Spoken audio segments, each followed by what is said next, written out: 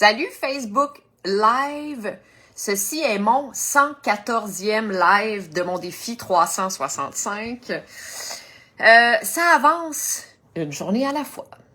On est quand même très loin de l'objectif, mais c'est pas grave, j'ai respecté mon engagement so far. Je suis quand même assez fière de moi. OK, bon. Je me suis fait une manicure jaune aujourd'hui. Non, c'est parce que j'avais les ongles blancs et j'ai fait mon élixir de curcuma et de gingembre, puis c'est ça qui s'est passé. Fait que j'en ai presque plus à l'intérieur des mains, mais ça a l'air que mon vernis absorbe la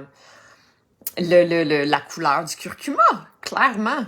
C'est fluorescent, c'est vraiment super. Alors, écoute, ne soyez pas alarmés si vous voyez des petites taches jaunes qui rentrent dans l'écran une fois de temps en temps. Tout va bien. OK, aujourd'hui, je fais la suite de mon live d'hier. Hier, je parlais de la santé du cerveau. Je parlais je faisais un retour sur la conférence auquel j'ai assisté la fin de semaine passée par le docteur Daniel Amen, qui se spécialise dans la santé du cerveau. Il y a une clinique. Si jamais vous êtes curieux ou intéressé, vous pouvez aller voir sur son site, Dr. Daniel Amen, A-M-E-N, comme Amen. Puis, ouais, son site est super. Il explique de un, c'est quoi les services qu'il offre à sa clinique. Puis, il y a plein de documentation, il y a plein de références, des résultats d'études scientifiques, etc. Puis, il donne des trucs. Alors, bref, je fais un suivi aujourd'hui de tout ce que j'ai partagé en lien avec sa pratique à ce cher docteur très, très, très inspirant. Aujourd'hui, je vais vous parler de comment on fait pour maintenir notre cerveau en santé ou le protéger de potentiels perturbateurs ou dangers ou bon, etc. D'abord, il sert à quoi le cerveau? On se l'est-tu déjà demandé cette question-là ou on prend pour acquis que c'est lui qui réfléchit? C'est lui qui met des mots dans notre bouche, puis qui nous fait mettre un pas devant l'autre, puis etc. En fait, le cerveau, il va traiter les fonctions cognitives, bien entendu, mais il va entreposer la mémoire, bien entendu, mais il va aussi réguler une tonne de fonctions dans tout l'organisme du corps au complet. Mais comme je disais hier, mis à part ces fonctions-là que je viens de nommer, il semblerait que notre cerveau pourrait être aussi, la santé de notre cerveau pourrait être aussi à l'origine de maladies mentales. Fait que jusqu'à présent, bon, OK, d'une certaine façon, il y a certaines maladies comme l'Alzheimer qui peut être génétique, qui vient du cerveau. On est conscient du fait que c'est physique. Mais tu sais, la dépression, on s'est jamais dit, c'est physique. Il y a quelque chose dans... Bon, non, c'est pas vrai. On s'est quand même déjà dit que il y a certains antidépresseurs, certains médicaments qui participent à venir reconnecter une fuse. En tout cas, ça, c'est le langage du commun des mortels. Mais bref, il semblerait que nos choix de vie, la façon dont on s'est alimenté, les toxines qu'on peut avoir absorbées, que ce soit les toxines environnementales ou que ce soit les médicaments, la drogue, la cigarette, etc., ça peut vraiment nuire à notre cerveau, ce qui peut emmener à développer une maladie mentale. Donc, là, je vais commencer par vous parler de concrètement, qu'est-ce qui peut vraiment nuire à la santé de notre cerveau? La première chose, je viens de le dire, c'est les toxines environnementales. On sous-estime l'impact vraiment très, très, très nocif des toxines environnementales sur notre corps au complet. Moi, j'en parle beaucoup. Ça fait partie d'un des piliers de la méthode octogonale parce que déjà, la majorité des toxines environnementales, c'est des perturbateurs endocriniens qui vont venir foutre le bordel dans l'harmonie hormonale de notre corps, peuvent provoquer de l'infertilité, mais des troubles au niveau de notre poids, plein d'affaires. Et clairement peut nuire aussi à notre santé cognitive, la santé de notre cerveau. Alors, les deux toxines principales desquelles on parle quand on parle de la santé du cerveau, donc les deux toxines principales qui peuvent vraiment sérieusement nuire à la santé de notre cerveau, le premier, c'est le plomb. Ensuite, c'est l'éthanol. Et puis, le plomb, je vous rappelle qu'on peut le trouver dans l'eau, mais on peut le trouver dans plein d'autres affaires, dans l'eau du robinet. L'éthanol, puis le fluor aussi. Le fluor qu'on retrouve dans l'eau du robinet parce qu'il a été rajouté par notre gouvernement dans le but de protéger nos dents et nos os. Ceci dit, il y en aurait trop selon plein d'études récentes et un peu moins récentes. On démontre qu'il y en a trop. On en a dans notre pâte à dents aussi, on en a dans toutes les patentes de dentistes, puis il y en a trop. Ce qui se passe avec le fluor, c'est que ça va aller s'accumuler dans l'hypophyse, dans la glande pinéale. La glande pinéale, elle est responsable de plusieurs choses, dont la synthèse, la libération de plusieurs hormones, hormones de croissance, hormones sexuelles, mais aussi le sommeil et... en tout cas, surtout les hormones. Et c'est ça. Fait qu'il faut faire attention à ça parce que j'en ai déjà parlé, je pense, dans un de mes lives, qu'il y a des études qui ont démontré que même des enfants aux États-Unis, des adolescents dès l'âge de 17 ans avaient déjà une accumulation de fluor dans la glande pinéale assez grave pour que ça ait un impact sur les fonctions de cette glande-là en question. Fait que c'est quand même sérieux. Il faut prendre ça au sérieux. Moi, je ne prends plus de pâte à dents avec du fluor depuis des années maintenant. Parce que même avant de savoir ce que je viens de vous expliquer, moi, j'avais le fluor, ça me faisait fendre les lèvres. Puis je n'ai plus jamais eu ce problème depuis que j'ai arrêté le fluor. Puis on filtre l'eau, évidemment, l'eau du robinet, parce que c'est ça. Parce que j'ai pas besoin du fluor pour s'occuper de mes dents et de mes os. Je fais d'autres choses en parallèle qui s'en occupent vraiment très, très bien, puis en même temps, qui nuit pas à la santé de mon cerveau. Donc, c'est gagnant-gagnant. Le poids de notre... Petite information quand même assez pertinente. Le poids de notre cerveau correspond à 2% de notre corps au complet, mais il consomme 20% de toute l'énergie consommée par notre corps. Fait que, tu sais, le cerveau, c'est ça. C'est un organe qui est très gourmand en oxygène et donc il faut s'assurer de lui en fournir le plus possible. Il faut jamais sous-estimer ce qu'on mange et ce qu'on absorbe parce que tout ce qu'on absorbe par le biais de l'air qu'on respire, par le biais de l'eau qui rentre dans notre peau, littéralement, et ce qu'on mange, tout ce qu'on met dans notre corps, a un impact direct sur la santé de notre cerveau. Vraiment, vraiment. Alors, qu'est-ce qu'on fait pour favoriser la santé de notre cerveau? La première chose, c'est de se protéger des toxines environnementales. Et donc, la première chose, ça serait de manger organique, biologique. Choisir prioriser des aliments biologiques le plus possible. Ce que je dis toujours à mes clients, c'est que évidemment que l'alimentation, la nourriture biologique est plus dispendieuse, est plus chère.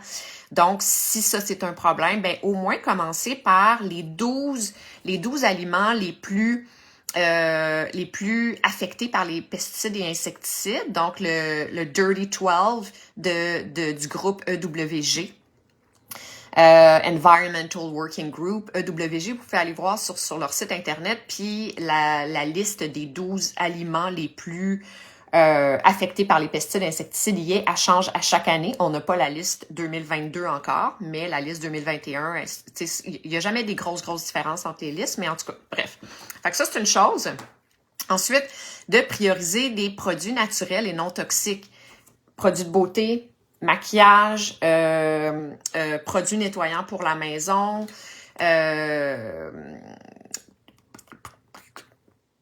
tout ce qui peut contenir des toxines, des métaux lourds, des toxines environnementales, des produits chimiques. Fait qu'on essaie vraiment de prioriser le plus naturel et non toxique possible. Il y a de plus en plus de compagnies qui se spécialisent dans des produits à 100% naturels et non toxiques Pourquoi il y en a de plus en plus? Ben parce qu'on réalise de plus en plus à quel point ça a un impact direct sur notre santé, sur la santé de notre organisme. Ensuite, la deuxième suggestion, c'est d'analyser l'air qu'on respire, de s'assurer qu'on respire un air qui est pur, parce que ça, j'en ai déjà parlé, l'air à l'intérieur de notre maison est de 2 à 5 fois plus pollué que l'air à l'extérieur de notre maison. Et il peut y avoir toutes sortes de choses qu'on ne voit pas de nos yeux, mais que nos poumons absorbent et que notre cerveau aussi. Ça peut être dans les résidus de matériaux chimiques de construction, dans la peinture. Ça peut être juste la poussière, l'accumulation de poussière dans notre maison. Ouais, c'est ça. Fait que vérifier, tu sais, il y a plein de compagnies qui font ça, qui viennent analyser l'air de notre maison. Puis sinon, ben il y a des purificateurs d'air avec un filtre HEPA de préférence, c'est les meilleurs. Ben ça peut être un super investissement. Ensuite, faire ses propres nettoyants maison. Il y a vous avez accès à plein de différentes recettes sur Internet. C'est super facile. En fait, c'est pas compliqué. Dans la majorité des cas, moi, je fais 50 vinaigre blanc, 50 eau. Puis, je mets de l'huile essentielle. Je vais mettre de l'huile essentielle de romarin, de citron, de lime, genre. Fait que ça, c'est une autre option. Sinon, ben c'est ça. Mis à part l'environnement, le plus pur possible, idéalement, pour notre cerveau, ben le cerveau, il a besoin de 3 choses.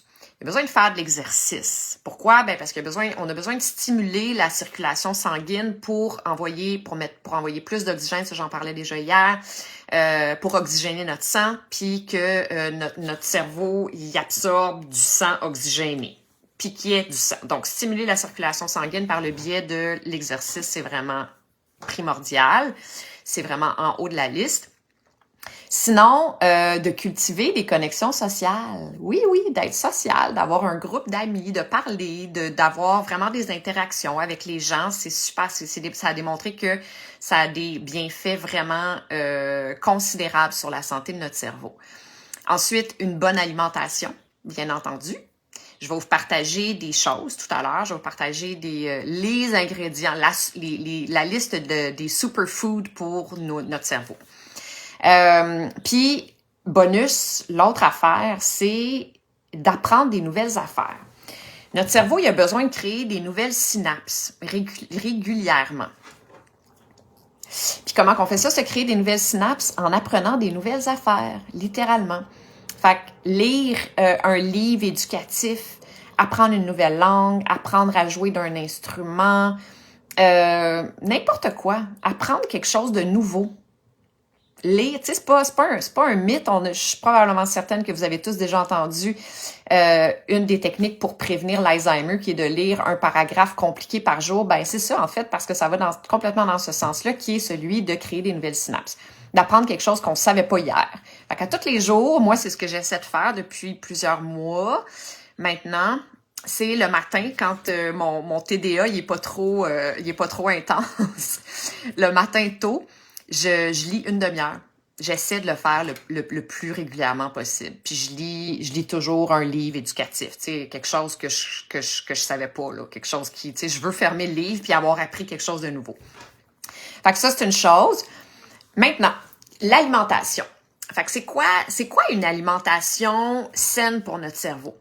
Ben, les études démontrent que la diète méditerranéenne, c'est la diète la plus bénéfique pour la santé de notre cerveau. Premièrement, la diète méditerranéenne, c'est une diète qui est non transformée. C'est une diète c'est des aliments qui sont non transformés. On a beaucoup de poissons, donc beaucoup d'oméga 3. On a des noix et des graines qui ont des oméga 3 aussi. Des phytonutriments super bons pour la santé du cerveau. Puis des huiles d'olive, oméga 3 aussi, plein de bons gras, des poissons, puis une tonne de légumes non transformés. Fait que c'est vraiment, la diète méditerranéenne, c'est la diète qui est le plus recommandée, puis c'est elle qui est associée aux Blue Zones. Je sais pas si vous avez déjà entendu parler des fameux Blue Zones, les zones bleues peut-être, j'imagine qu'on dit ça en français. C'est des endroits spécifiques dans le monde. Il y en a en Grèce, bien partout où, sur le bord de la Méditerranée, les endroits où les gens vont manger une diète méditerranéenne, où les gens vont être beaucoup à l'extérieur aussi, où les gens vont avoir beaucoup de connexions sociales. Les communautés sont très, très solides, sont très fortes. Les interactions au quotidien, les gens vont manger en famille, ils vont se retrouver en gang régulièrement. Ils vont boire un petit verre de vin rouge à tous les soirs, mais ils sont joyeux. La vie, elle va à un rythme beaucoup plus lent que celui qu'on connaît dans les grandes villes. Tu sais, fait que les zones bleues, c'est des endroits dans le monde qui sont des références pour la santé parce que les gens vivent très, très, très, très vieux. Puis c'est là où il y a le taux de mortalité en lien avec des maladies cardiovasculaires. Ben, le taux de mortalité le plus faible, en fait, dans le monde entier, c'est dans ces endroits-là précis. Donc, la diète méditerranéenne, super recommandée. Ensuite, les bleuets. Les bleuets, ils ont des flavonoïdes déjà qui sont super favorables pour la santé de notre cerveau, mais ouais, les bleuets, ils ont démontré améliorer les fonctions neurologiques, tout simplement. Ensuite, les flavonoïdes qu'on retrouve dans le cacao ont démontré ralentir le déclin, les déclins cognitifs qui sont engendrés par l'âge. Ensuite, les avocats, parce qu'ils contiennent un antioxydant qui est vraiment super puissant pour la santé du cerveau. Ensuite, les noix de Grenoble, vous avez probablement déjà entendu que la noix de Grenoble ressemble à un cerveau. En fait, il y a beaucoup de... Je pense que je vais y revenir, je vais en faire un live à un moment donné parce que c'est vraiment le fun, je trouve ça super intéressant. Il y a des aliments qui ressemblent à certains organes, puis on se dit que la nature est vraiment intelligente, elle a bien fait les choses, puis elle s'est assurée de donner la forme à certains fruits, légumes, certains aliments pour que on sache que ok, ça j'en ai besoin pour mon foie, ça j'en ai besoin pour mes reins, ça j'en ai besoin pour mon cerveau. Donc noix de Grenoble qui ressemble au cerveau, c'est vraiment ça, c'est des phytonutriments super super puissants pour la santé du cerveau. Le thé vert parce qu'il diminue l'inflammation, puis oui, on peut avoir de l'inflammation au niveau du cerveau. Comme on peut avoir de l'inflammation partout dans tous les organes et l'inflammation du cerveau, peut engendrer toutes sortes de problèmes, des maladies mentales, entre autres. Ensuite, le super supplément vitamine, aliment pour notre cerveau, c'est bien l'oméga 3. L'oméga 3 en haut de la liste. On retrouve ça dans quoi, l'oméga 3? Ben, dans les poissons gras, mais surtout, tu sais, les sardines, le saumon un peu, le foie de morue, vraiment. Je sais pas si vous avez déjà mangé du foie de morue. J'en parle souvent à mes clients parce que c'est vraiment un superfood. Le foie de morue, nous, du côté de ma mère, on vient de la Gaspésie et le foie de morue, j'en mange depuis toujours. C'est pas mal un des seuls aliments d'ailleurs que j'achète en canne, que tu sais, ouais, ben puis qu'est-ce que j'achète en canne? Du lait de coco, mais tu sais, c'est pas mal tout. Foie de morue, parce que sinon, ben, t'es en Gaspésie, puis t'en achètes frais, mais là, il faut que tu le cuisines, tu le cuis à la vapeur. Puis en tout cas, bref, ma grand-mère le faisait, pas moi. Fait que donc, on achète du foie de morue, puis on le met moi, je le mets sur un craquelin de riz avec de la fleur de sel puis du jus de lime. C'est tellement bon. Je suis sûre qu'il y a plein de monde qui vont faire « foie de morue, yerk ». Ouais, le mot sonne pas super alléchant, mais je vous garantis que c'est absolument délicieux à l'apéro. C'est magnifique. Alors, foie de morue, des avocats, des graines de chanvre, graines de lin, graines de chia aussi. Peut avoir des oméga 3, puis les algues, parce qu'on dit que en fait, les poissons, il y aurait des oméga 3 parce qu'ils se nourrissent d'algues. Mais la source originale d'oméga 3 se trouve dans les algues. Fait que manger des algues, du nori, du kombu, du dulce, manger des algues. Ensuite, stimuler la circulation sanguine parce que l'Institut ou l'organisation de l'Alzheimer, je sais pas comment les appeler, le disent beaucoup que un des problèmes majeurs qui ont découvert à la source de l'Alzheimer, du développement de l'Alzheimer, c'est la circulation sanguine. Donc, il faut vraiment s'assurer d'avoir une bonne circulation sanguine, de stimuler la circulation sanguine. Comment qu'on peut faire ça juste avec des aliments? Ben, le safran stimule la circulation sanguine, le curcuma, l'oméga 3 encore et toujours, le ginkgo biloba, Dr Amen en parle Amen. Dr. Amen en parle beaucoup il parle beaucoup de l'oméga 3, mais il parle aussi beaucoup du ginkgo biloba, qui serait un super supplément pour le cerveau. La sauge aussi. Ouais. Et bien dormir, je le disais hier, bien dormir, c'est super important parce que deux fonctions sur 5 ou c'est même 3 fonctions sur 5 du sommeil, c'est de réguler la mémoire, de consolider la mémoire, de réguler les fonctions cognitives et de se débarrasser des toxines qui peuvent être absorbées par le cerveau pendant la journée. Fait que c'est comme un gros ménage qui se passe pendant notre sommeil. Puis, ouais, notre sommeil est vraiment super important. La phase REM, qui est la 3e phase, super importante. Aussi, donc, s'assurer de vraiment bien dormir nos 8 heures. Pas 7, pas 9, 8 heures. Ouais, fait que c'est ça. Tu sais, encore une fois, l'organisation de l'Alzheimer, je sais même pas si on appelle ça une organisation. En tout cas, vous me comprenez. Ceux qui... eux autres, là, les experts de l'Alzheimer, finalement, disent qu'en ce moment, aux États-Unis, on est à 5 millions de cas d'Alzheimer. Puis, ils prédisent que d'ici 2050, on va pas juste doubler, on va pas tripler, mais on va plus que doubler, on va être à 11 millions. Ouais.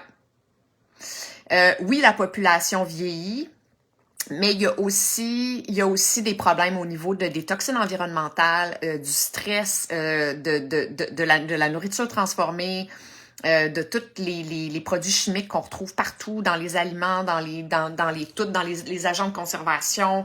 Tu sais, il y a tellement de nouvelles affaires auxquelles notre corps est confronté, auxquelles il ne l'était pas avant, qui peut endommager nos fonctions cognitives puis précipiter le déclin cognitif.